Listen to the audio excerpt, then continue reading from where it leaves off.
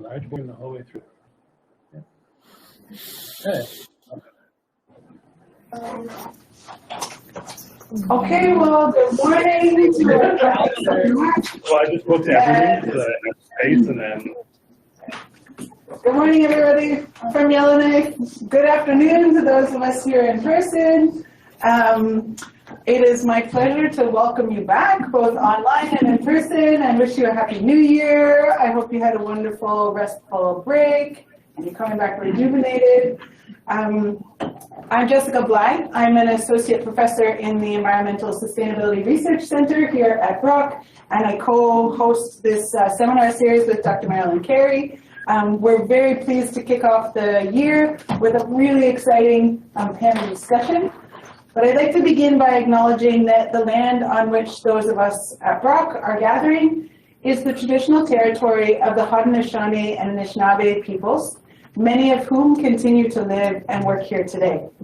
This territory is covered by the Upper Canada Treaties and is within the land protected by the Dish with One Spoon Wampum Agreement. Today, this gathering place is home to many First Nations, Métis, and Inuit peoples.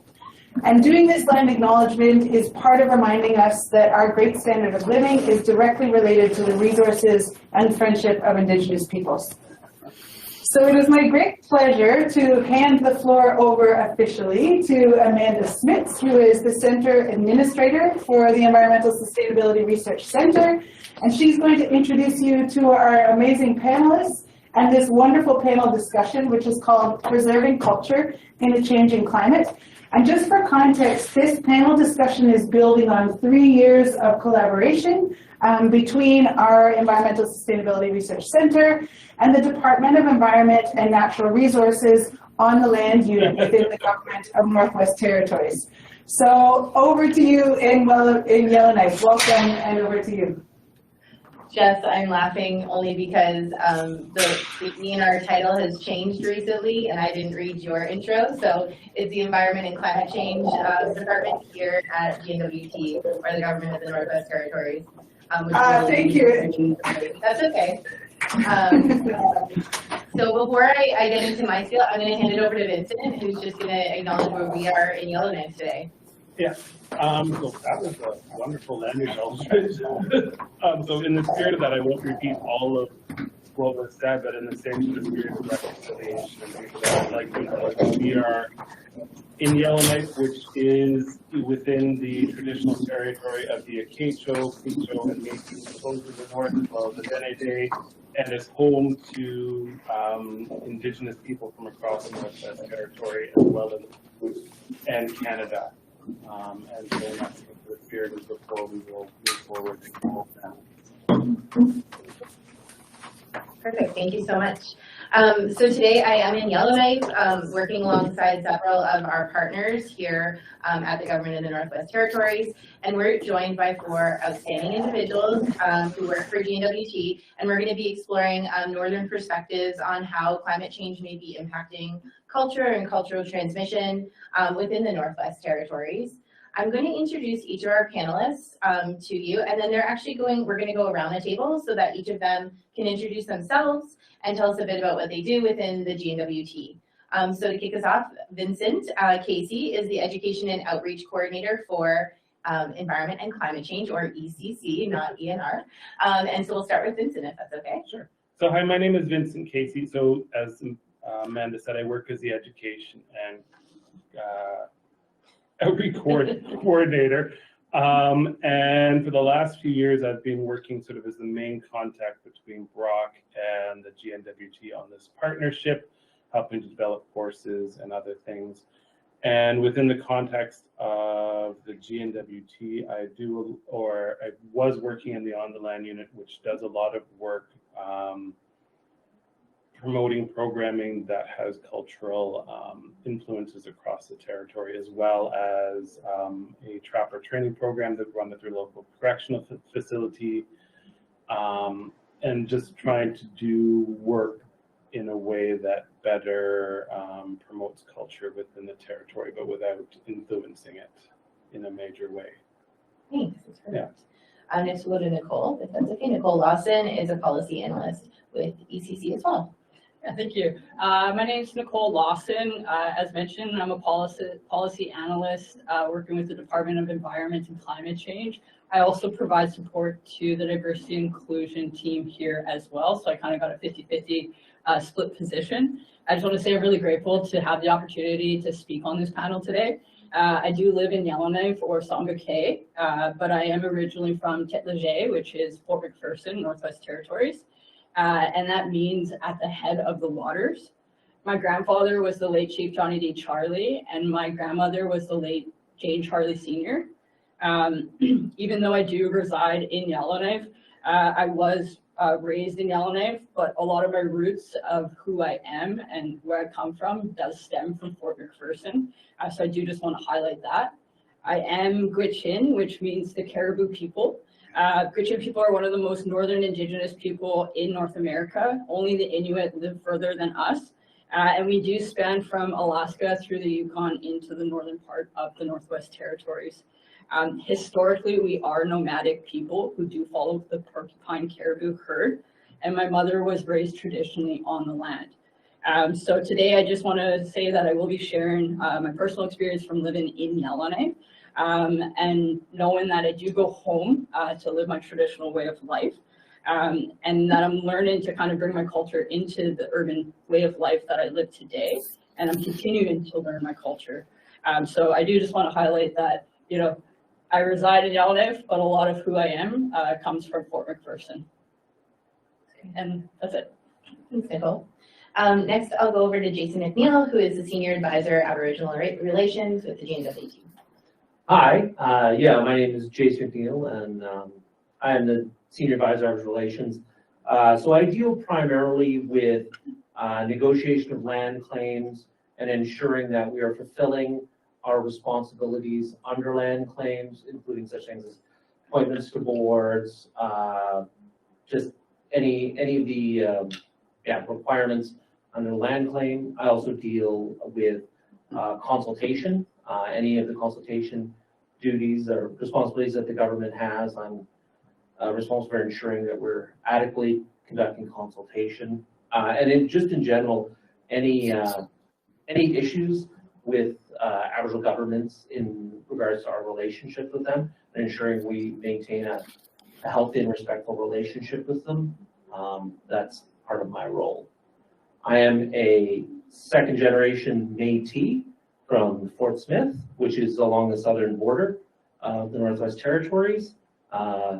My grandmother was a Chipewyan woman. The Chipewyan are found in northern Manitoba, northern Saskatchewan, northern Alberta, and up through the eastern portion of the Northwest Territories up to Yellowknife. So it's kind of the Chipewyan triangle. I have a BSc from the University of Alberta in environmental biology, and I guess I kind of came by that sort of honesty because my grandfather was the first chief warden of Wood Buffalo National Park, and my uncle was a warden, and my cousin was a superintendent.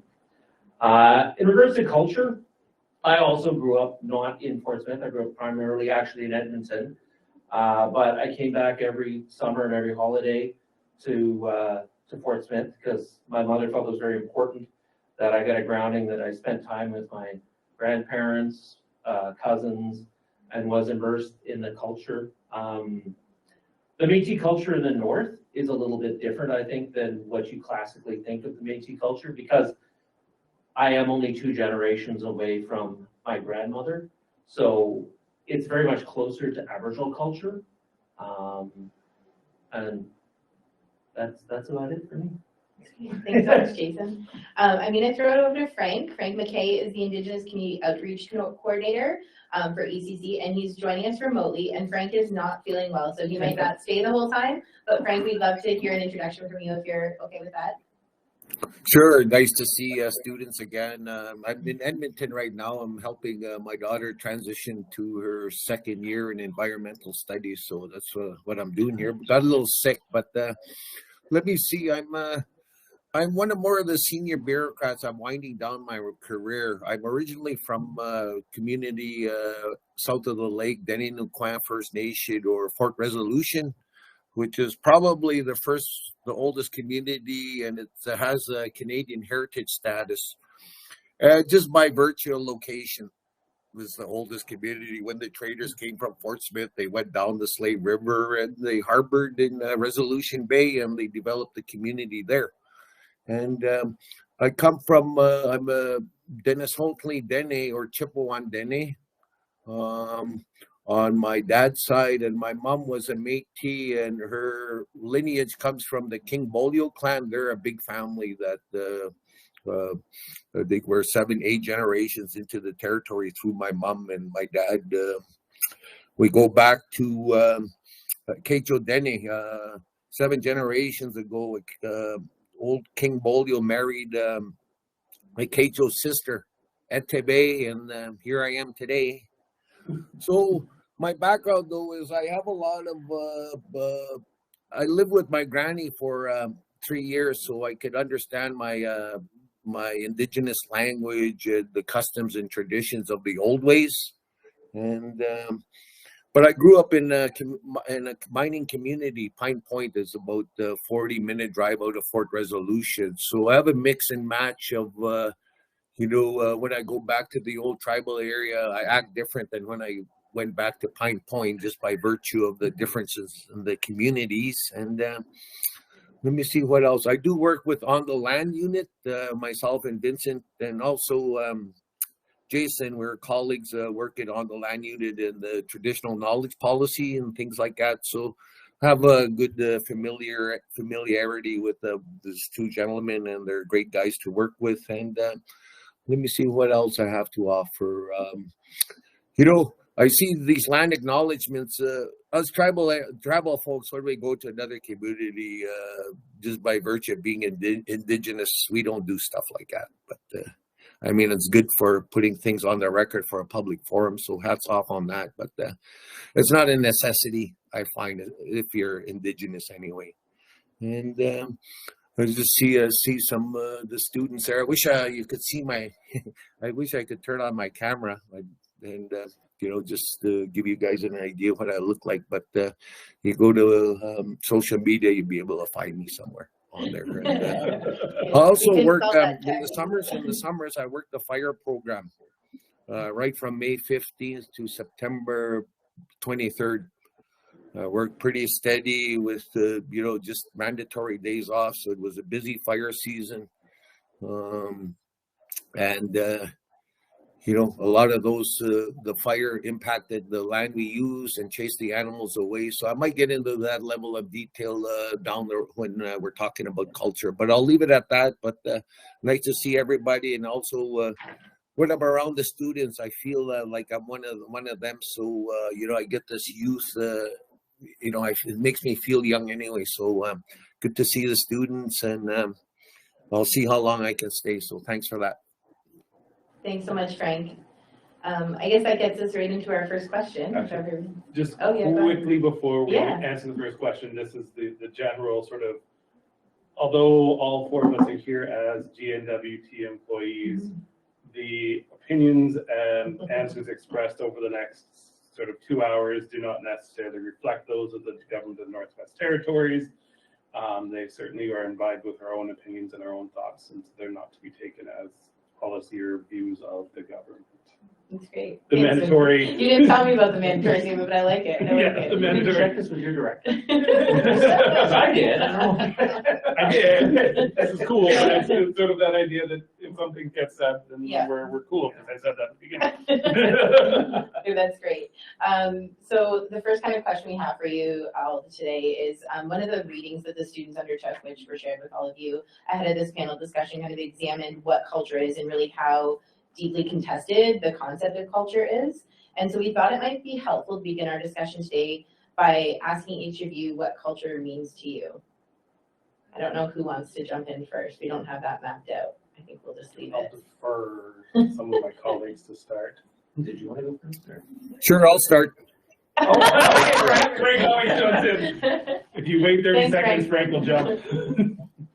Sorry, I'm not a student, so I didn't read the resource Okay, material Frank. sent through the email. But culture to me is your way of life from your geographic area, which means if you're a coastal people like the Inuit, your culture is going to be different than, say, myself as a lake person, just by virtue of the bounty of the land. For instance, the coastal diet, it consists of, high like seal and things like that to build up your fat to, for the cold weather. And in my side, we don't have like those type of bounty. We have like moose, buffalo. So the diets are set. That's why I qualified from being from a specific geographic area. Because, I'd love to be in Costa Rica or from there. Be nice and warm. But again, it's how you conduct your mode of life to survive in your basic geographic area. So to me, it's, nothing complex about it. And for instance, and it's not ethnic based either. It'd be more like any person could come up north and, go live on the coast, and you got to adapt and fit in. No different than when the first traders came up. They adapted to, some of our clothing we wore, some of the food we ate, like pemmican and so on and so forth. And I read a lot of the old stories from the Hudson Bay archives, so on and so forth. And, all the traders and the missionaries fit in, and they adapted to the lifestyle we conducted just by virtue of, the geography. And, I leave it at that. But I always encourage,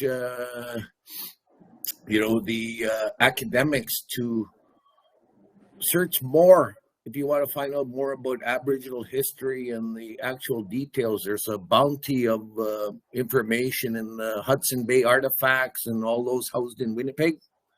So if you're interested in that type of research, there's your venue. But again, like culture, again, it's related to your environment, your custom, your way of life, your language, how you conduct yourself, how you put forth your local Indigenous knowledge. And again, at the end of the day, every person on this planet, nobody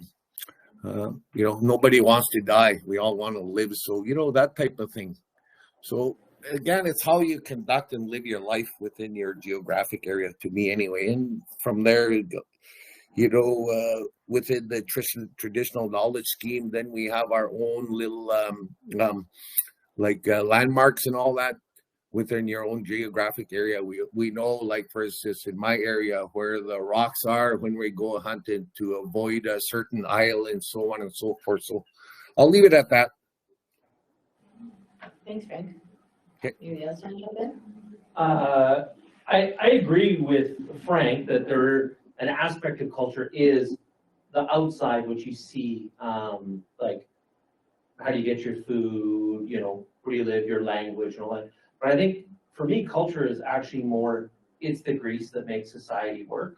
It's how do we interact as a society in a harmonious way. It's all of those understandings that we're taught over our lifetime, how to behave and all of those sorts of things that come together to allow us as creatures that we don't deal with pheromones, we don't deal, or not to the same level as other animals do. I can't read what's in someone else's head. So we have culture to allow us to interact with each other within a framework that we all understand, within our cultural group. And so to me, it's really allowing us to interact with other people in our society with as minimal conflict, and so we all understand each other, hopefully. That's what I see culture to be. And the outside of it is, like Frank said, the harvesting and all that, that influences your practices within your culture. But yeah. Yeah, just to add on to what Jason and Frank were saying, to me, culture is the language, it's the community and family connections that I have. the beliefs and values that I was kind of raised to conduct myself with, practices and traditions that I do of how we live our lives. It's overlapping, it's interconnected, it's history, it's knowledge, it's the skills, it's my heritage. And culture is just, it's extremely important, and it is really a staple for Gwich'in people. So yeah, just adding on to what both Jason and Frank had to say. Interesting. Yeah, no, I think I agree with all of my colleagues, and I've always viewed it as sort of the underlying values and beliefs that feed all of these things that we see and do. And I think a lot of our cultural celebrations celebrate some of those ones. Like the one that I was talking to somebody the other day, and they brought up the example of trick-or-treating on Halloween, which is this thing, but it's really, they're describing it as the celebration of the culture that we are all responsible for all of our community and all of our children and all of the next generation. It's a celebration of that because we send our kids out into the world one night of the week, and we're like, you're getting food and candy from your entire neighborhood, and we're essentially celebrating that value of we are all responsible for the next generation, and that's what that in many ways celebrates. But it's that value of communal sort of responsibility, which is I think different across different cultures, but that celebration sort of has that value. So I think to me that's what culture is. It's those values below, and then we see all of these things that reflect those values. Yeah. That's great. I think it's good to just have that foundation of like where everyone's coming from before we kind of jump in.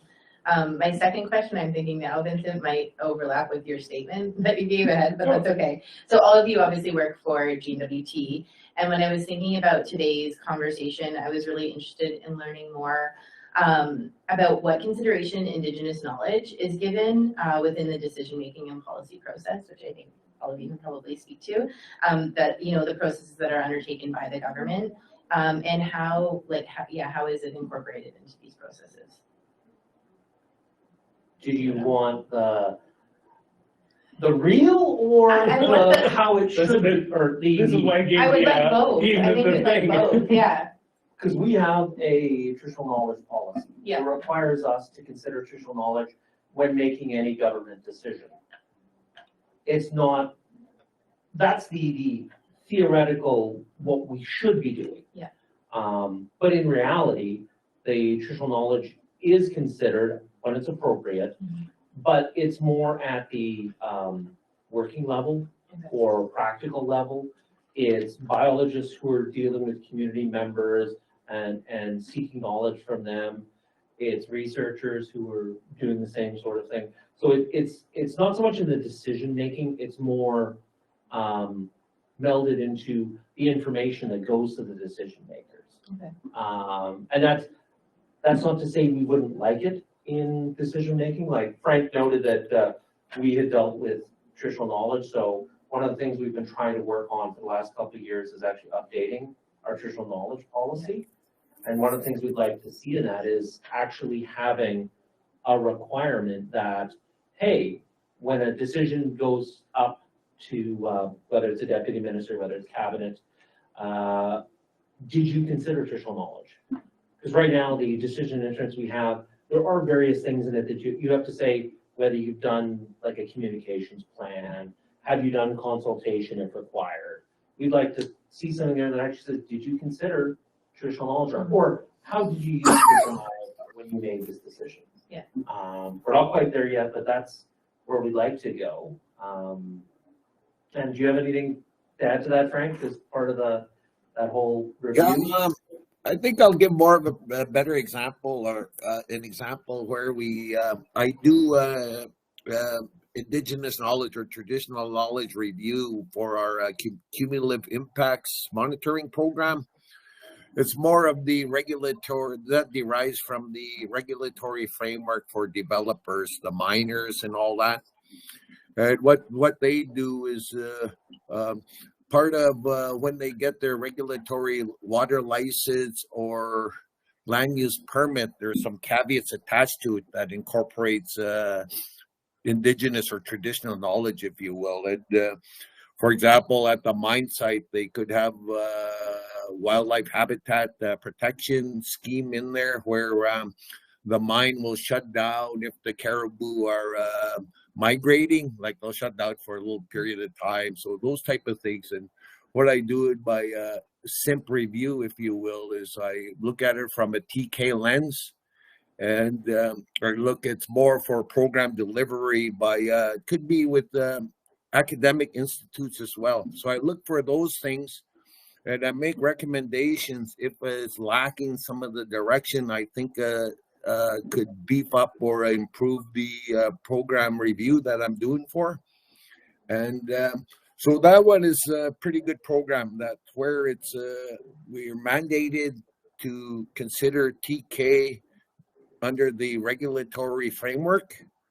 And also, like when we do in-house traditional knowledge, we used to do a traditional knowledge annual report. And if you Google that, you'll get a hit.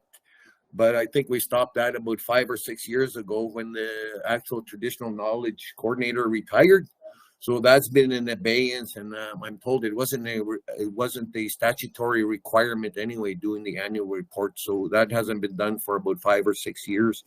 But again, a lot of it goes without saying to traditional knowledge. So when we do on the land programming, there's all those elements of traditional knowledge when you bring in youth and knowledge keepers and knowledge transfer. When you go in the bush, setting recognizing a rabbit trail, recognizing animal footprints, and so on and so forth. So we do that. We do a lot of indigenous knowledge or traditional knowledge incorporation without actually writing it down. It just goes without saying that when we do on the land program delivery, there's a lot of local indigenous knowledge incorporated in what they do, and it feeds up as far as for decision making. If there's certain elements of the indigenous knowledge, then you get more points on your for my program review. So that's about it on my side. Yeah, I think Jason and Frank were able to talk about the traditional knowledge policy as well as some of the programs that this department run. What I want to talk about a little bit is the affirmative action policy, which is a policy that the whole organization of the government of the Northwest Territories follow. And in my previous role with being a human resource officer, I worked with the affirmative action policy quite a bit. And so the affirmative action policy is a cabinet directive that supports GNWT's commitment to a public service that is representative of the population that it serves. So there's staff and priority that is granted to designated groups outlined in this policy, and Indigenous people hold priority 1 status. So they are our highest priority when it comes to staffing within our organization. And in the past, and for my time with this organization, a lot of times Indigenous people were hired into like temporary positions, entry-level positions, or positions that were very specific to like Indigenous knowledge. But more recently, with developments in this policy and in this area, our government has started to incorporate ways of how we consider Indigenous knowledge, Indigenous experience when they're going through the staffing process, so the hiring process with the GNWT. Again, like I said, it's developing, and more recently, the GNWT has incorporated to ensure that we have like an Indigenous representation on the selection committee when we're doing hiring. So you will see Indigenous reps. So I fill that role here at ECC, and I've quite enjoyed it since it's been implemented. But these are, changes that we're making throughout our procedures and policies to make sure that we do have representation of Indigenous people in our organization, specifically with the staffing processes. So I wanted to touch on that policy just because it does oversee the whole organization, which obviously impacts the work that we do here at ECC. I think it's really important. And it's going to take like kind of years for you to see what that impact is, right? Yeah, it's continuously developing, it's continuously changing, and we're incorporating the feedback that we hear of what's working, what's not working, and kind of adjusting to make sure that we are, doing it in a respectful way as well. The only thing I would add in is, and it's not this specific question, but probably something I'm assuming that the students would really like to know more about, is that the two things around this. I mean, it's fine to ask how the decisions are made with it, but I think there's kind of the two outstanding questions. One is, when is it appropriate to use traditional knowledge? And what should traditional knowledge be used for? Because there is a large discussion in, I don't know if it's academia, but like, should they be merged? Should they be considered separately? How do we actually incorporate and use that knowledge? From my take is that traditional knowledge, if you're a scientific researcher, it can help you frame your question. So if you have a question and you ask an Aboriginal community, you know, where are the caribou in winter? And you think they should be here, and they say, well, no, the caribou are over here. That's traditional. They're telling you this is what's actually happening on the land. So as a researcher, I'd be interested in going, well, why are they here? Like, this doesn't make sense to what we know. And then that's one aspect of it, is determining what's the best use of traditional knowledge. And what was my other thought there? I had another thought there. How do you use it to make decisions, or? No, it wasn't. Yeah, I how was do thinking you- like who makes the decision of when it should be. No, used, oh, but sorry. sure, like, It's how do you know if TK is appropriate to your project? yeah. I've had people who've come to me who said, hey, I have this project, actually it was a climate change project. Somebody came to me and said, I have these climate change monitoring stations. I want to set them up, but I want to set them up with traditional knowledge. And I, for the life of me, could not figure out how traditional knowledge would be applicable other than, well, yeah, you don't want it where it floods, you don't want it where it does these sorts of things. But true traditional knowledge, I'm like, I honestly don't know how you would incorporate it other than those basics. Yeah. Maybe that's just a failure on my part. Yeah. But I'm saying, like, you have to really be open-minded when thinking about like your research or anything you'd be doing in the future about what are the uses? How could I actually use traditional knowledge, or what are the questions I need to ask communities to get the best out of my project? And maybe being open to the answer that like we can't help you with Yeah, that. exactly. Right? Like that it doesn't, Yeah. we don't If, have if that. it's not appropriate, it's not Yeah. appropriate. Yeah. But I think the other side is I've seen a lot of cases where like, well, traditional knowledge just doesn't apply. And you're like, But it does. well, yeah, you could ask them this, you could ask them that. Yeah, I guess I could. Or it could have. I could have, And yeah. we did it without it. Yeah, so I think those are two questions that are things that probably would be of interest. And I don't know, Frank, if you have any thoughts, or Nicole, or Vincent. Well, I was gonna say, coming from a perspective of a white person's perspective, one of the things I've learned is around some of these questions and around some of these things is digging deeper, is being open to, I did not ask him about these things, being saying like, but then being able to dig deeper. So asking the meaning behind the question, because I would say 90% of the time that I've done, I have to do a lot of social or programs that involve social interaction or education and stuff. And the first thing that comes back at is how can we make it better, is the answer is involve the youth. And what I've watched happen multiple times in these things is people are like, okay, so we're gonna do a youth contest or we'll do this. And I'm like, did you ask the next logical question of what do you mean by that? And did you dig a further step down from that and be like, how do you view this? What do you want the youth to gain out of this experience? Because what I view as involving youth is different, and that's sort of that idea of understanding and recognizing my culture has a view of how we involve youth that may not be the same as your culture, or it may look the same, but that underlying value, underlying lessons, teachings, learnings that people want their youth to get out of it are different than mine. So even the process looks the same at the top level, it's actually a very different thing. And if we don't open ourselves up to asking and exploring those questions, we get essentially sort of a superficial cultural coverage, which is almost worse.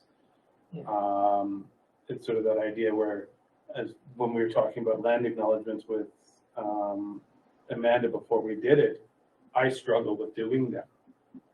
Because I start a meeting, and if I'm not the only white person in the room, I'm like, I don't know the intentions of the other people who are here with me, that me speaking this land acknowledgement has value, has meaning, and it has an intent.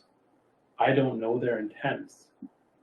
And I don't want to be in a meeting where I make a land acknowledgement at the beginning, and then the rest of the way through the meeting, they're essentially doing nothing of value to the Indigenous people, or continuing on the same path that we were before. And then I'm like, well, I walked into the meeting and say, here we are in a spirit of friendship and cooperation, and we're not.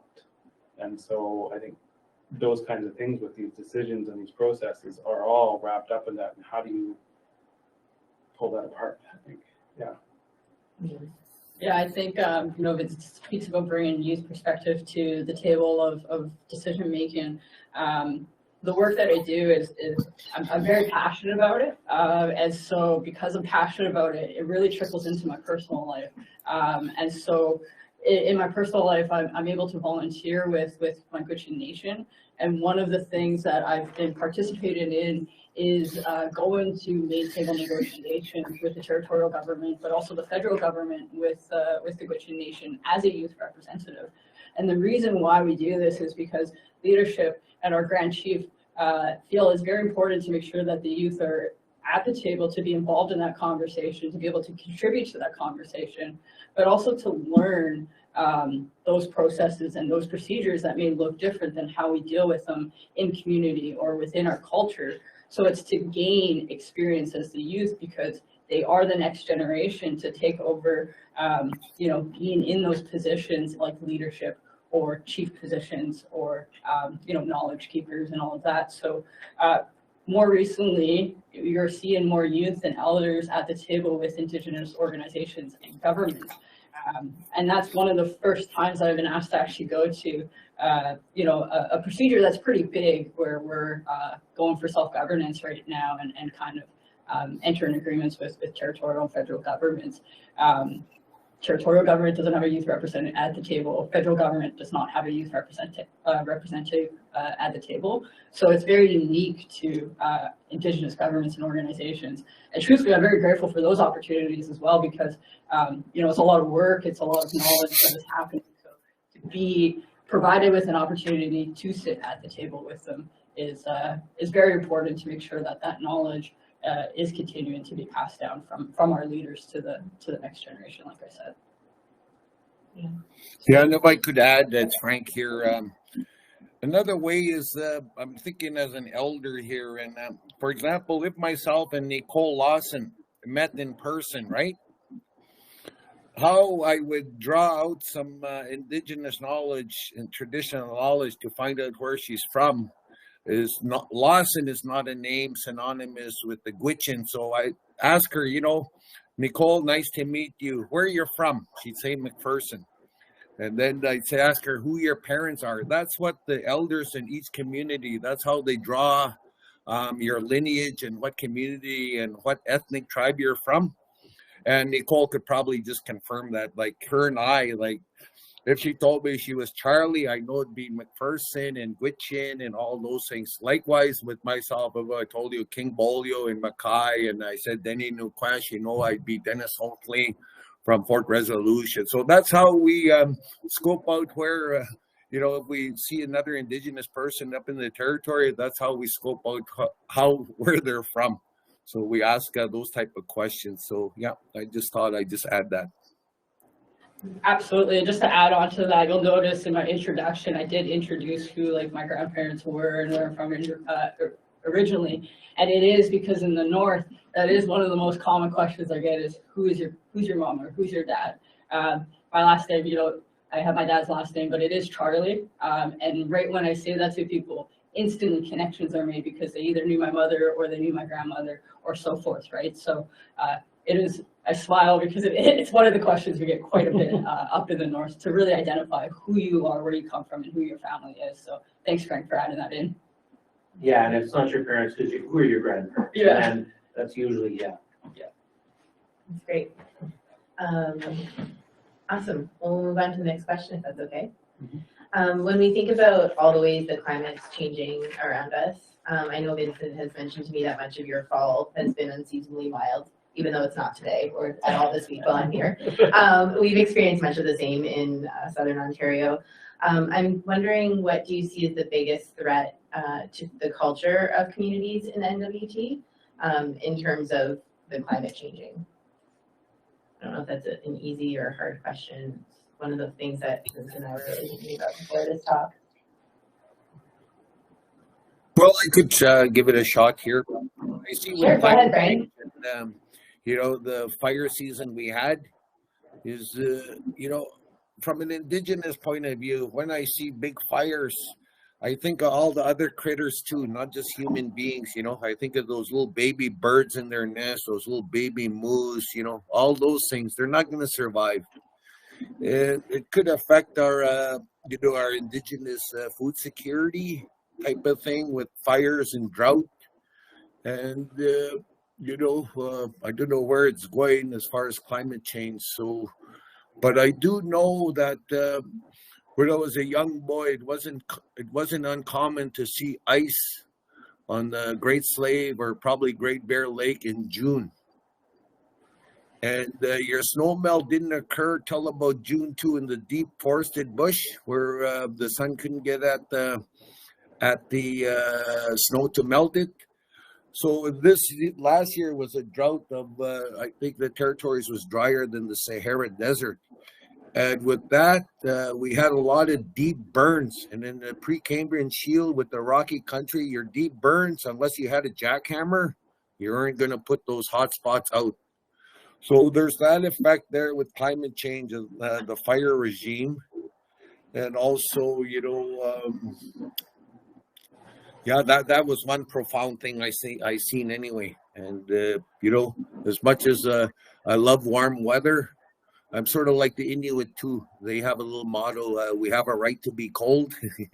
I like that motto. You know, people think 40 below is cold, but you go to deep forest, it's warm.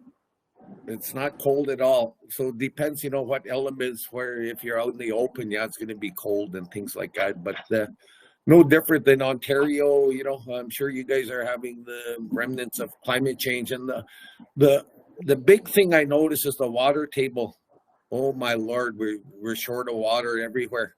The Hay River, I walked across in my runners. I never do that before. Things like that. So I think, you know, climate change and the drought and the water table is having a big impact up north. So I'll just leave it to my colleagues to comment on that further. Frank, can I ask one quick follow-up? You had said the ice is normally in until June, and what are you seeing now? Well, yeah, now it melts and it doesn't even have time to saturate the ground. The snow, the sun just sucks it up in the air, evaporates it. There's no snow melt hardly, and I think it's going to be again us in Alberta. We're going to have water drought and things like that. So I almost vision, you know, you go to a burn, you see a visual bird, and then you see the deciduous trees that you know, they're still standing. Those are the leaf trees that are usually waterlogged, so they don't burn.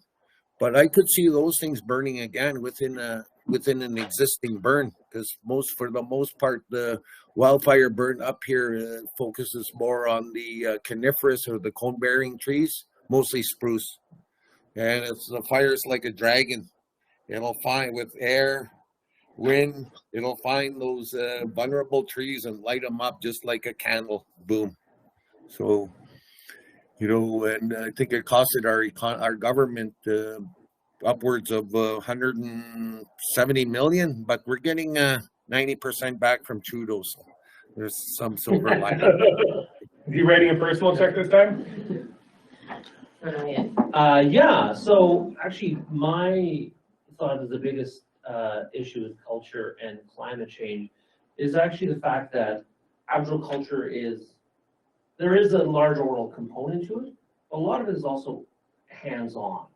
So if you have a climate that's changing and there's certain activities that you either can't do anymore or can't do as much of. The oral culture is passing information down, but if you don't actually get to practice it, because you just don't have the ability to get out on the land, that's going to be lost. You're going to know the stories, but you're not necessarily going to know how to actually, Do the thing. how to do the thing on the ground. And I think Frank is very similar, where he's also talking about as the climate changes, I'm talking like just general climate change, with more intense fires, you end up with larger areas that are unusable for traditional practices, or at least in the short term. Yeah. And in reality, a lot of Aboriginal culture is picked up in a fairly short period of time. You know, from the time you're 8 to 25 type thing, you've learned most of what you're ever going to learn. You might learn additional stuff afterwards, but that's when you're a sponge. And so if your entire community for tens of kilometers around it is burnt out during that time, maybe there's things that don't get passed on to you, or you don't get the ability to actually participate in. And then the third aspect of it is the same thing, is that it's a lot of communities in the north have very, like, there could be 70% unemployment in communities. So resources are fairly limited. So if you're having to spend more and more resources to get out on the land to go do those activities, because you're having to go farther away, or you're having to go farther north to do that, and you have a limited choice between, well, buying food in the store or spending an equivalent amount of money and maybe not getting anything out on the land, your choice is going to be, I'm going to make sure my family's fed. And it's a hard choice to have to make, but I think those are sort of like the three key things that I see around climate change that are really that are true huge threats to culture and traditional lifestyles and traditional understandings. It's interesting because I viewed it from a much more existential sort of threat, and it almost relates back to the last question. And it was unspoken in the last question, is that yes, we are using traditional knowledge and Indigenous knowledge in our decision-making process and things like that, but we are not doing it nearly as well as we could or should at this stage in our thing. And to me, I view the crisis as, if it genuinely becomes a climate crisis, which I think it is, but we start behaving like it's a crisis, we go back to, when you put anybody in a crisis situation, they go back to old habits. They behave in the old ways. And so, I mean, even the great example is around Yellowknife. It was under threat. And if you talk to some of the people, they cut huge chunks, huge fire breaks. And it was all done under the sake of an emergency. Half of them didn't need to be cut. And they cut down some lovely tracts of forest that we drive by. They cut down some stuff, but it was all done under the guise of this emergency. And I think that, to me, is what in many ways may be the biggest threat, is we will start, the Western style government will start taking actions and decisions under the guise of this emergency, which it genuinely is, but go back to the old decision-making processes and not incorporate enough Indigenous knowledge, not incorporate enough Indigenous culture, not incorporate enough Indigenous perspectives in those emergency decisions, and we will wipe out cultures and places and things like that under the guise of protecting the people, but end up just wrecking things anyway. Yeah, and have we left it too long? Like, is it already too extreme to do that in a good way? Like, are we just gonna keep pointing towards that emergency piece? Yeah, and that's when I read this question, I connected to and said, I don't know if we are good enough at incorporating our Indigenous people into our decision-making process, that when it comes to an emergency, we are making decisions that are best for everybody. Because truthfully, it's the middle end of the government that makes a lot of these decisions, and that is probably the whitest part of the government. Our managers and our directors and our ADMs. Those ones are making a lot of these decisions, and we still lack representation in those areas. Yeah. Yeah, and I think when I read this question, instantly, I think like the change in land and the impact that it will have on wildlife and the continuous of that as well, like Frank was mentioning, the way we live our life, I think, is the biggest threat to climate change, especially seeing it kind of change very, very quickly. For the first time ever this spring, I saw my home community of Fort McPherson face flooding, which like in my time I've never seen. I talk to elders because whenever something happens that I've never seen, the first people I go to is elders, and I ask them, have you seen this before? And they have, but they never saw it to the extent that it was. And so they declared a state of emergency due to the flooding. And I just want to kind of give a little background information of how this kind of really impacts the community. It washed out the only road out of the community. So you couldn't even get to the airport, and you can't get to the next community, which is Inuvik, because your one road out is now gone. And so this resulted in the community being trapped in a community where it's facing flooding as well. At one point, I know that they were kind of helicoptered people out for medical emergencies. But the flooding also impacted the radio transmitter. And it may seem small, but in small communities, radio is the way that you connect with other people. It's how you get information out. It's kind of like social media, actually, but it's a little more, I would say, kind of old school. And so they lost their communications with other people in the community during a state of emergency. So communities don't have access to resources that we may have access to in Yellowknife. So being mindful that they don't have the same tools and resources that we do, and that community life is very simple. So what I thought was really different, and Vincent kind of just touched on it, is in this time of what would be considered a crisis, members of the community and leaders of the community remained very calm. It was a very calm, how do I help the next person?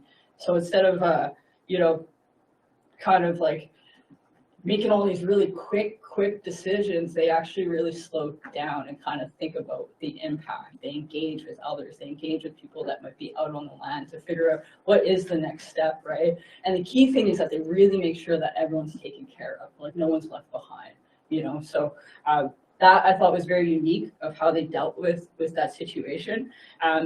Unfortunately, that flood did impact other areas outside of Fort McPherson that hold a huge cultural importance, called 8 Miles. So these are summer camps and winter camps that people who live traditionally are still living, and have been there for a very long time. So these were washed out into the river. People lost their whole summer camp. And those are very important because I recall my first time filleting fish on those banks on the river, right? Of learning my culture, how to fillet a fish. And it's really sad because I think about it, and I probably don't have that summer camp to go back to this summer because it's gone. So that impacts me learning my culture due to these floods and natural disasters.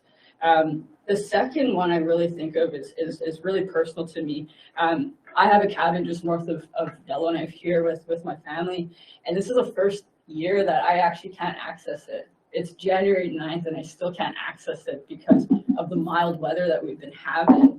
And this cabin, is someone who lives outside of my settlement area that isn't directly connected to my people and my culture. It's very important for me to go out on the land and have this space where I do feel connected to my culture and I do feel connected to who I am. And I spend a lot of time with my family, kind of doing spiritual practices, I guess you can say, that contribute to our well-being and healing. So right now, like I said, I can't get out to my cabin. This is having a direct impact on my family, our well-being, and how we connect with the land. We gather out there to share that information.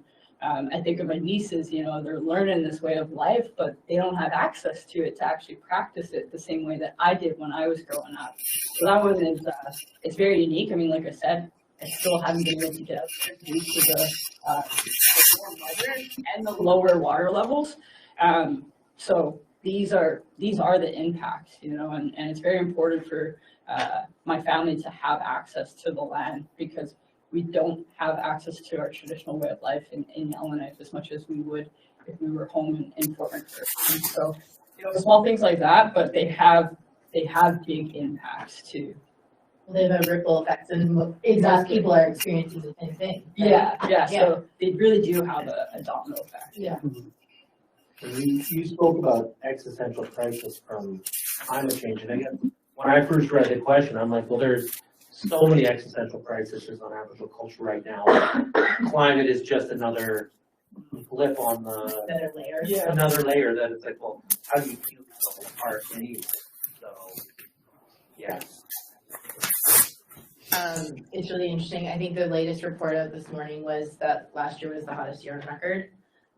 3 of the days were over 2 degrees. Every other day was over 1.5. I hope I'm referencing it correctly, but I think the students probably need to look at that too. The reality is like it's affecting all of us. It's not just one culture's problem, right? We're all experiencing this, and yeah, it's not good.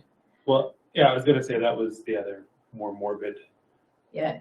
sort of in- thought. and we're Sort in of the that is emergency. that the culture that may be most at risk is possibly Western culture. And I think we're seeing some of that as well. And then how do we behave towards other cultures when we're under threat? Yeah. That's a whole other thing, but I think the climate change is. It's a whole other panel. Well, it is a whole other panel, but it is like that was the other sort of like, I was like, that was one of the other thoughts, is the one possibly most under threat is a Western culture. And we don't have a good history of behaving well when we're under threat. Mhm. And so that may be a whole other panel, whole other thing to think about. That was the other sort of thought that popped in my head with this question. I was like, oh, how do we work with that? Were you gonna add something? Well, no, I was just thinking about this summer, and this summer obviously was horrendous for Western Canada for burns, but a lot of it is also things we could see coming, and we just, yes, climate change is related to it, but Yeah. I mean, Yellowknife had 3 separate fires all burning towards Yellowknife. Why? Because like you said, they large swaths of land were taken down as fire breaks. That should have been done 20, 30 years ago. We have a lot of NIMBY. Nobody wants to have the trees cut down around their community. Everybody wants to live in the trees because it's so pretty and all that. But then you're gonna have a horrible fire season that's gonna rip through parts of Kelowna or almost burn down Yellowknife or burn down Enterprise because we don't make the hard choice and say, hey, you know what, if we want to keep this community safe, this is what needs to get done. If you look at the actual fires, there's hardly any fires outside of, like, a lot of the fires that were really horrible were the ones around communities where we haven't fire smarted for years and years and years because people like, what it looks like and the nature. And it's just human nature to like nature. Yeah. So I don't know how you get around that. I like the bushes in front of my window. We're on to our last question. It's kind of a dual question, though. I think it's 4 and 5 really.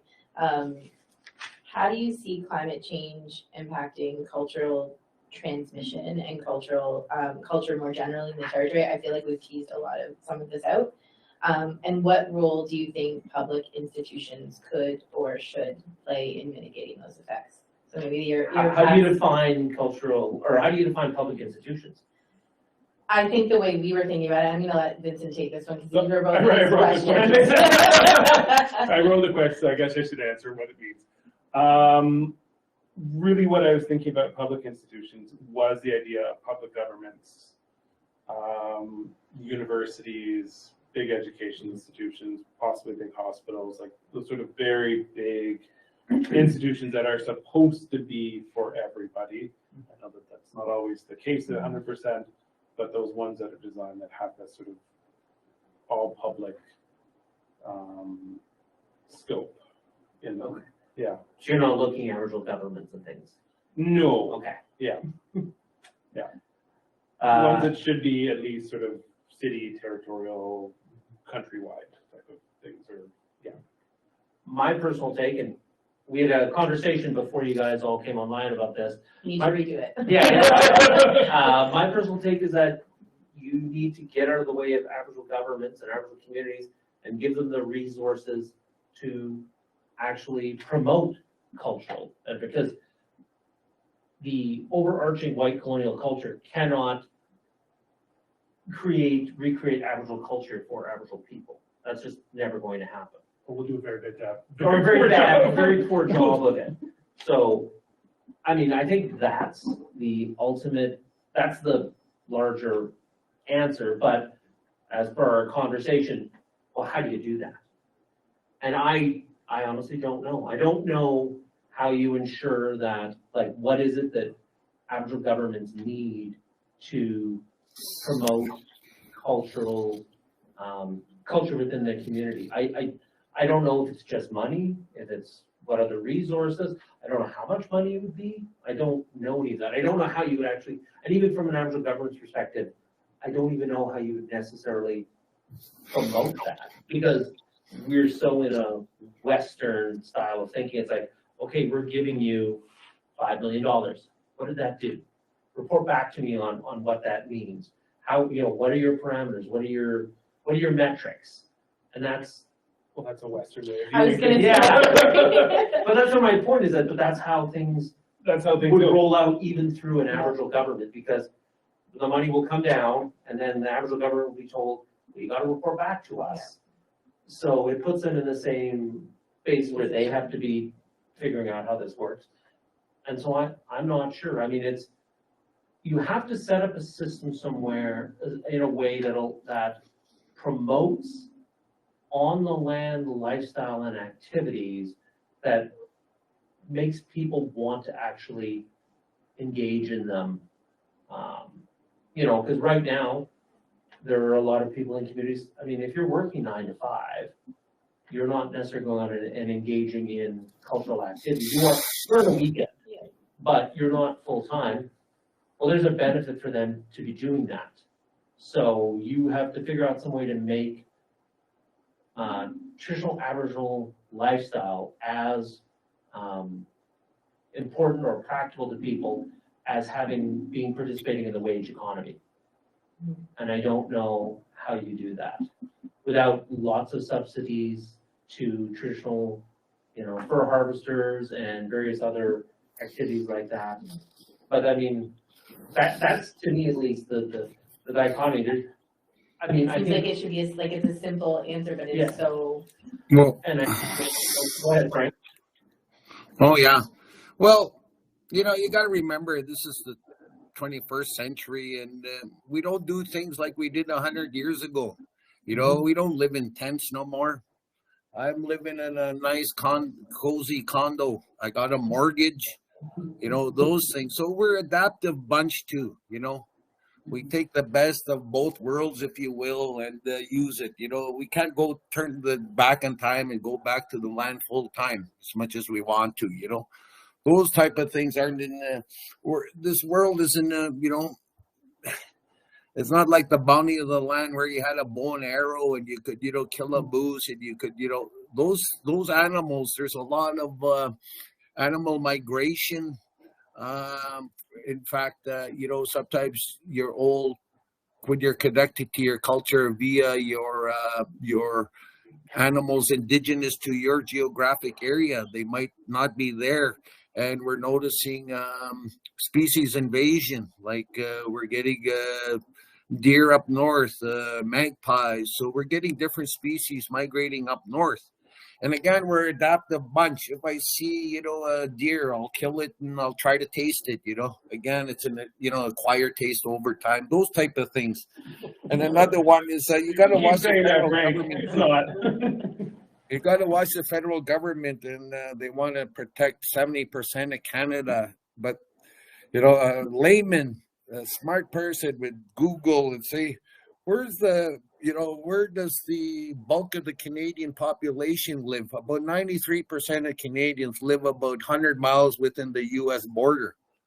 So we have all the vast expanse. So like the government, federal government, we're going to set aside 70% and protect it. Well, of course you are, just by virtue of, an isolated hinterland in Canada that's not connected to the 93% that live within 100 miles of the U.S. border. Those type of things, like I see these things, and a lot of those things don't get considered with, even the university folks supposed to be, you know, educated, smart people, but sometimes they lose sight of the fact of the simple things in life. And you know, as far as practicing our culture, like I said, we're an adaptive bunch. If I moved up north, I'd eat you know, whatever food was available.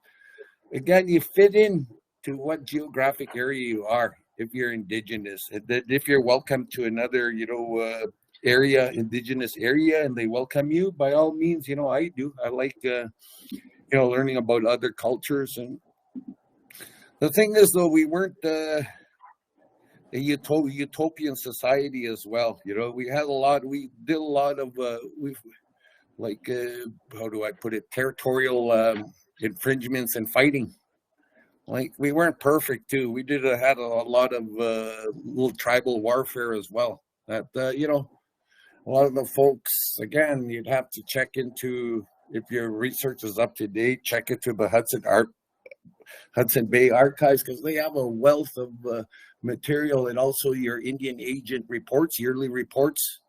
Beautiful information contained in those if you're sophisticated enough to access those. So, you know, those things. But I look at it again, we're an adaptive bunch. Everybody, you know, has their, you know, they need to have their food, shelter, and water. Doesn't matter if you live in the savannah in your little hut and your gazelles pass you in Africa, or up north where, you know, you got to melt ice water to, you know, make liquid water, and then, you know, the bounty there. So every society, you know, incorporates their own local knowledge, whether you live in the savannah or you live up in the coastal area or anywhere on this planet. So again, yeah, I think we're an adaptive bunch. And at the end of the day, if you have 2,500 calories in your tummy, who cares where the source came from, as long as your belly's full, right?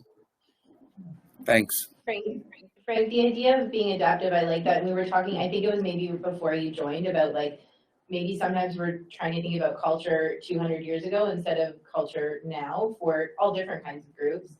Do you have any thoughts on kind of what this idea of like public institutions could or should be doing to mitigate the effects of climate change on culture, and specifically in your case, Aboriginal culture? Oh yeah, I do airplane tax, and I charge $400 a barrel for airplane fuel. So I cut down on people flying in the air. People think your little cars on the ground pollute. It's those big planes that do the bulk of the pollution. And like, if you're immigrating to Canada, why you got to go back to India every 6 months for the rest of your life? You know, those type of things. So those things bother me. If I was, I jack up oil, and I jack up anyway the airplane tax. Make sure people fly less. We have those discussions a lot about how we a lot of times take on this idea of climate change as individuals, and it's like really weighs on us when it's really these broader institutions and corporations that need to change in terms of There's lots of great ideas on how to fix climate issues in the north. Like Frank just had that one. The other one is we have an entire hydroelectric dam that's doing nothing. Mm-hmm. Send the power to Yellowknife, electrify everyone's home. Like, I burn more heating oil in my house than I do in my car. So it's like everybody has 2 cars running full time here. I get your point, Frank, that we are adaptable, and you're right. We shouldn't be looking at just the past, but culture is very much tied to those on the land practices. So I'm not saying you need to be out every day necessarily, getting all of your food from the land, getting all of your but I mean, you still need that intrinsic tie and ability to get out and do that. So I think one of the best things probably that would allow people is, and maybe COVID is going to be one of the solutions to it, is allow people there's a lot of larger people who migrate to the larger centers for work. If they could do their job in their home community remotely, then they get the best of both worlds. They're getting their good paycheck, they're getting their job, but then also once they get off work, they can participate in a more traditional lifestyle and more traditional culture. And maybe that's the way we'll go, hopefully. I know government for a long time has been trying to promote that by getting people out of the larger centers. I forget what's the term for it. It's where you move jobs. like relocation, like. Yeah, but there's decentralization. Yeah, trying to decentralize out of Yellowknife and out of the centers. I mean, maybe with all the remote work, that'll be something that will be more applicable and people could do.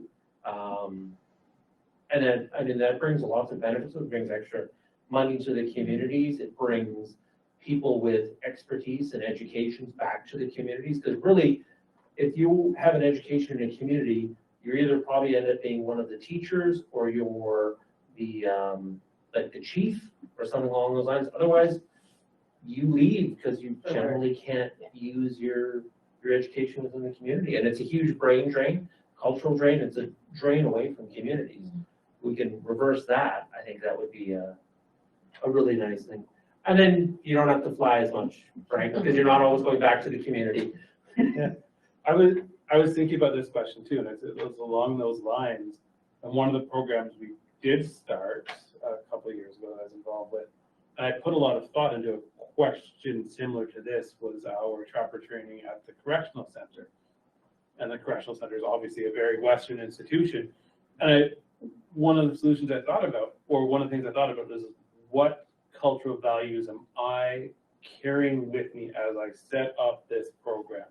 And so it was very collaborative and very working together, but ultimately a lot of the responsibility of setting up a schedule, setting up writing out the program fell onto my desk. And I thought very hard is that what Western cultural things am I bringing to this paper, to this table, that I don't even know about?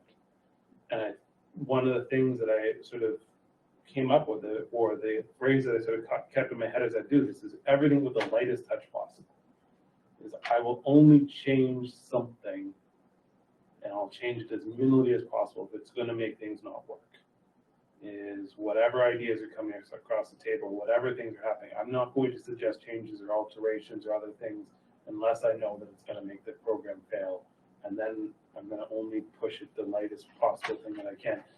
And I think for a lot of us, I think institutions have so many cultural values baked into the work that they do, they don't even see them half the time.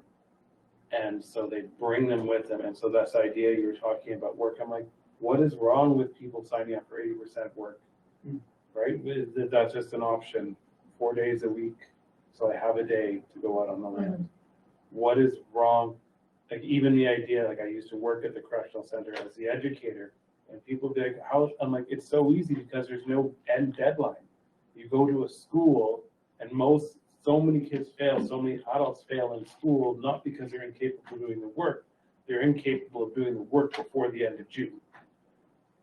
And so if you didn't have that hard June where you needed to say you received X number of things, so many people would be much more successful if we were suddenly less concerned about finishing at a certain time. And all of that, that June deadline is based essentially on agricultural practices from like the 1800s. Has nothing to do with modern life. We've just gotten used to it. And the institution holds so desperately onto it. But if we allow that change, or the idea that you all need to move on as a group to the next grade, where does that come from? What is that? Like, what value is that? Is imposing that? So I think understanding the values that our actions and our behaviors may have and are forcing out on the world, and saying, how can I pull them back and say, only with the lightest touch am I participating in this? Yeah. Might be a way for institutions to move forward, and understanding the values that underlie so many of our institutional behaviors. Yeah, all of our institutions are based on like Western cultural norms. Yeah. So like reevaluating all of those. Which is easier said than done. Yes. Another easier said than done Yeah. answer. But I see like that of the direction that like the Gwich'in Nation for like when they're going for self-governance, they're really kind of looking at incorporating like the blend of both. And, you know, Frank's saying we're adaptive, we really are. We're looking at, okay, there has been this, we have Western parts of in our community, but we have all that traditional knowledge and traditional way of life. How do we blend the two together so that we could still, you know, check off the box for federal government and get them the information that they need to show what work is being done. But also, I think of my auntie who does live traditionally, and she brings youth out onto the land to show them traditional ways of life. Creating that as a job, that's now a job, so that she could get compensated for that knowledge and for that experience, and incorporated some of the culture back into like the education side of community, the healthcare side of community, making sure that we have, you know, we use what's working from the Western side, but also incorporate the culture that maybe we've forgotten about, or what is important to the community and to people, to make sure that they still engage with those services and are getting their needs met as well. So yeah, with Christian Nation specifically, I see that's the direction that they're going, is trying to incorporate both worlds and just be as successful as they can while preserving what we have. So yeah, kind of like a blend is what Jason was saying. Well, Yeah, oh, go ahead. I was gonna say, because I think what you really hit on there is the key point, which is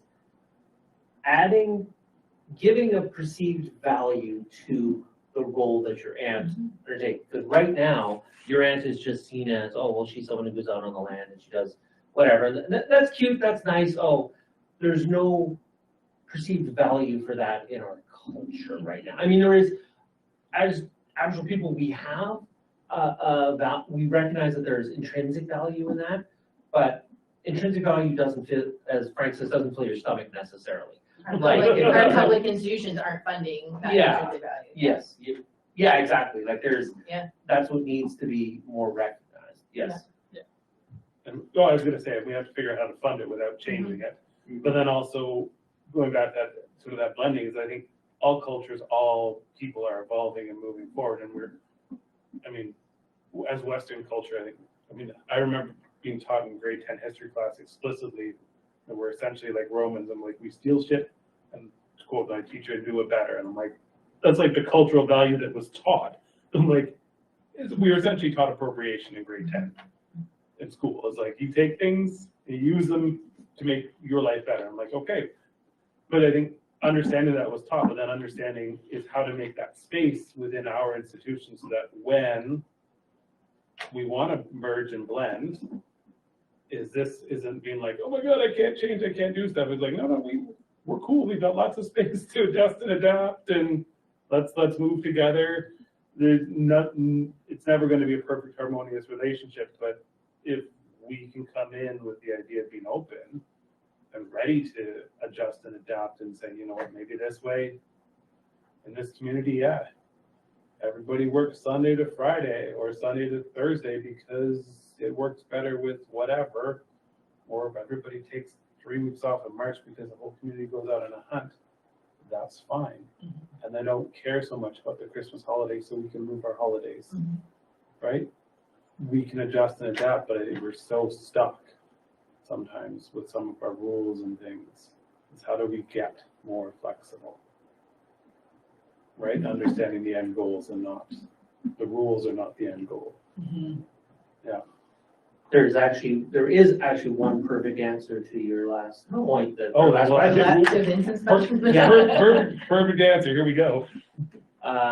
Universal basic income. That would give everyone sufficient resources that if they want to live a traditional lifestyle, they can. They can practice their culture every day if they so choose, without having to decide between, do I want, you know, a new snowmobile, or do I want to have to, like it's. Yeah, but, and I mean, and I feel like in many ways that's very, maybe not necessarily written in the treaty, but very commiserate with treaty values, is the idea that all of this land is providing for all of us. And so in this new world, maybe that is one of the best ways to do it. I'm just saying you could actually sell that for everyone though. Yeah, That's the thing. choice. So, It's a yeah. choice for I mean, everyone, it's yeah. not sell it for everyone, but I think it has a really, like, from what I've listened to a lot of stuff, it has a really sort of grounding in how this country is formed as well, sort of cool way of thinking about it. I feel like we've probably left everyone with more questions than maybe answers, but that's good. That's the point. That's the point. I'm going to throw it back over to Brock. Is there questions for our panelists? Frank, thank you so much for sticking on with us still. We appreciate it. Are there questions from the classroom? Yeah, we have one question from online. Mava Gautier says, thanks for the great panel. She says, I'd like to know about how young people can be involved in climate change adaptation processes in the Northwest Territories. I work with youth in Tuktoyaktuk, and I'm looking for ways to facilitate these connections. Anybody have answers? I personally do not. So I think one of the ways as part of my actual job, is one of the things I do with some of the schools is I do a climate change advocacy workshop for the youth. And part of what we do is exploring with them what gifts and talents they have and how they can take those forward, and giving them the confidence to do that. And it's really kind of neat because we sort of set it up and we talk about climate change and advocacy and things like that. And then in the first day and the second day, they explore their gifts and talents and pick out a path forward. And then they're sent off and told to take the first step in whatever their thing is. And then the last day they come back and report on how that first step went. And so I think for a lot of that, for the youth, it's trying to empower them. It's empowering the youth to take the actions that they want to take, so that they can move forward and make those decisions, and then giving them power and confidence, right? I mean, it's one of those things where one of them wanted to write a letter to the minister, and I sat down with them and I'm like, we did it together. I'm like, I know how this needs to look. I know how the format is. I kind of know some of the key words and phrases you need to throw into this to get a little bit of attention. But that's empowering them to give them that sort of things, that you can do this, and there are plenty of adults floating around willing to help you do that. But I think empowering them in some form or another to make that change, or to do that then on their own, is, I think, highly, highly important. And I think that relates back to the youth being invited to places, is giving them power, giving them confidence, giving them skills to go forward. Absolutely. I think like the empowerment of youth is so important. I just look at my own personal experience, and my community really has provided those opportunities to me, especially as someone who was raised outside of like my community. They still see the value in giving me those opportunities, giving me the knowledge, even though I do reside outside of the community. And truthfully, it has given me the confidence to be able to kind of, work in the facility, like the organization that I do, but holding myself and being authentic to who I am while I do conduct this work. And listening to them, like youth have they think very outside of the box, and they think differently. They have that blend of that Western culture as well as like a bit of that traditional one. They have really good ideas and insights. And so I think of a lot of youth conferences that I've attended where you're in the room with other people that want to make change. You're in the room with other people that are willing to be involved in their community through volunteer work, and engaging with those youth so that they do have, a place to express their thoughts and ideas, and hopefully, taking those thoughts and ideas and incorporating them into whatever program development or what you're working on. Yeah, I think that reminds me, one of the last points is, I was advising at the start of our climate youth advisory group in the territory. And one of the things I was very adamant is that when we show up at the table, if you show up at the table with youth and you want them to do something, is be ready to do what they ask you to do. And so if you show up and say, hey, we want your help making this plan, is their stuff better show up in that plan? Because you will kill it the moment it is. So, and youth are okay with it being fairly narrow as long as they know that the stuff that they're going to.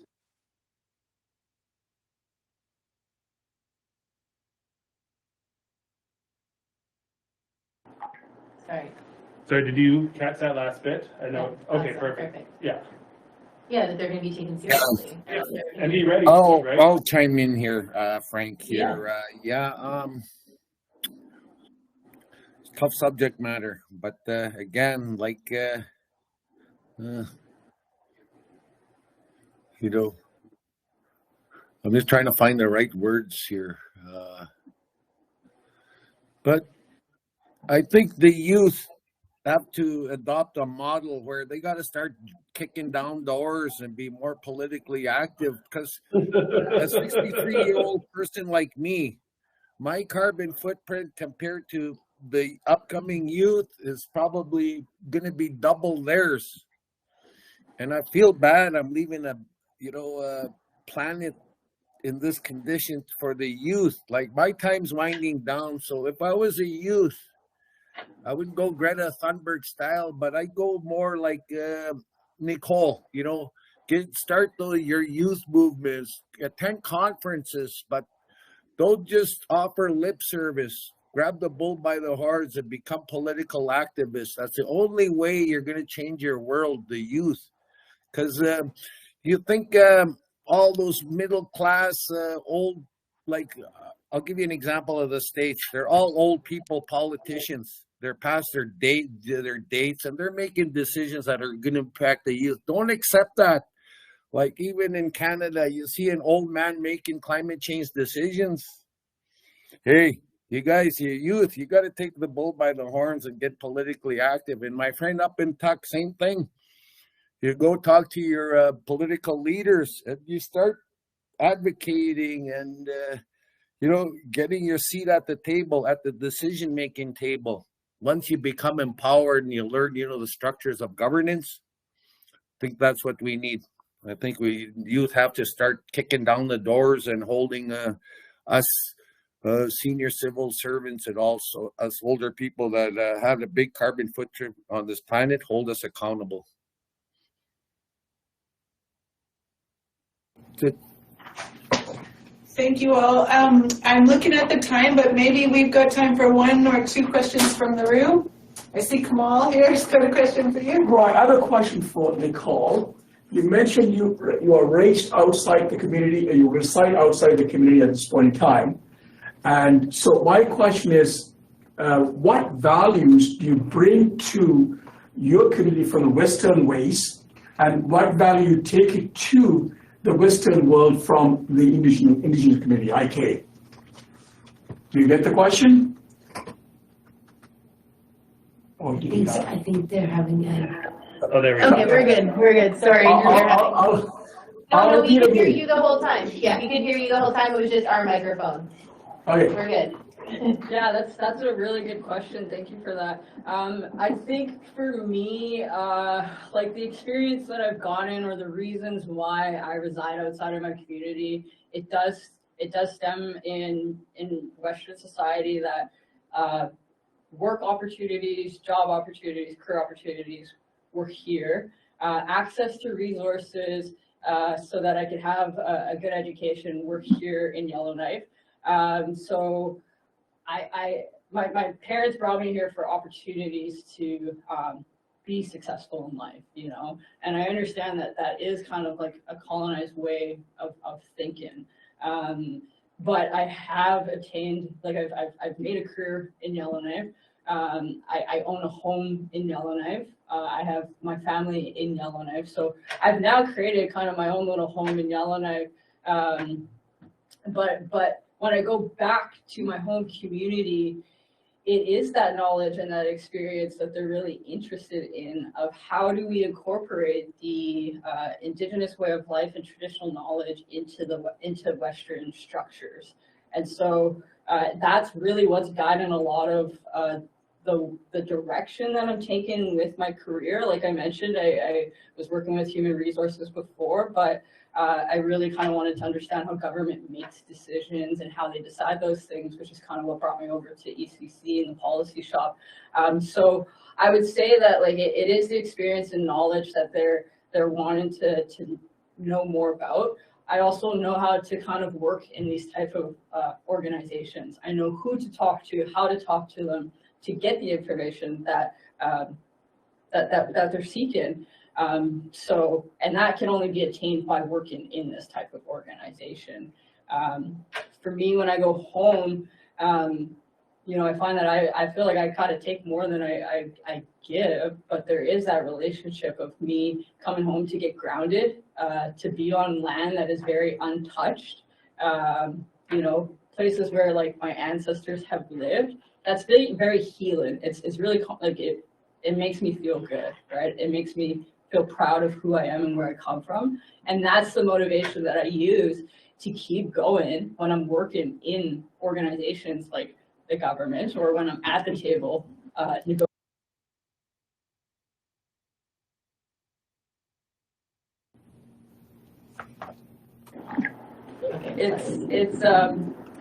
It's for my people. Everything I do is for my people. It's for the land. It's for the community. And so when I see the blend, when I say blend, it's just because that's like my whole experience is that I've taken what I know from my traditional life, but I've incorporated with the Western type of life that I live today. And that's just, I feel like there probably is a lot of people that have similar experiences. So I feel like leadership kind of sees that I haven't put myself in positions where I could kind of gain that knowledge, gain that experience. And my hope is to go home and bring that to my community, maybe through remote work. I mean, like I said, I own a house. I do have a mortgage that kind of keeps me here in Yellowknife right now, but looking at opportunities of how do I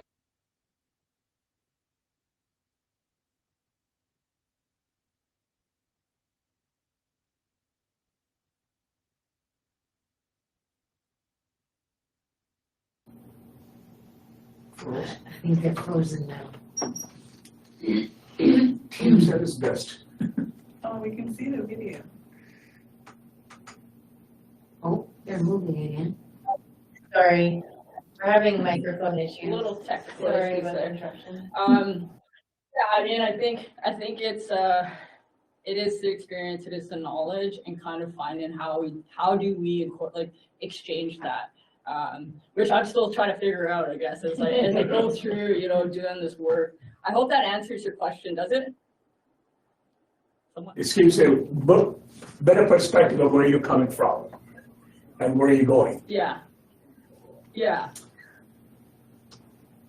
Well, Nicole didn't say it's a fairly common. Oh, hold on, Jess, sorry. I'd say it's a fairly common path for Aboriginal people from communities to come work in government for a few years and then go back and work in their home communities, either as an elected leader or as within government. Because the reality in the North is that as an Aboriginal government, the biggest groups you have to deal with are the GNWT and the federal government.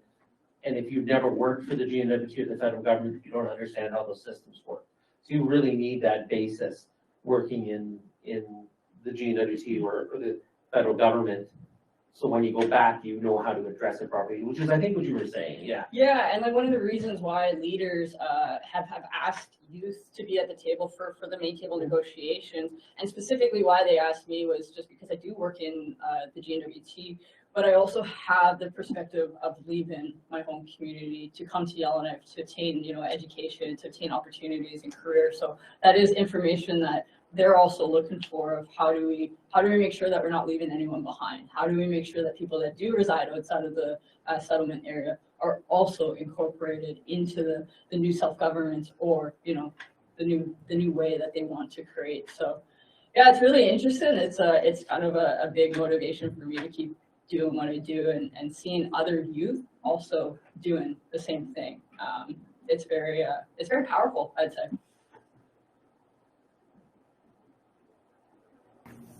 okay, guys, well, I think that I might jump in and say thank you on behalf of our class. You've given us so much food for thought. I've got pages and pages of notes. We heard from you about culture as a way of living in a particular area, as a way of how we relate to one another, and always on the foundation of values and what is important to us. You gave us some wonderful solutions, I think, for how Indigenous knowledge can be better incorporated into decision making, ranging from pushing more than consultation and communication towards asking, did you actually consider Indigenous and traditional knowledge when it's appropriate?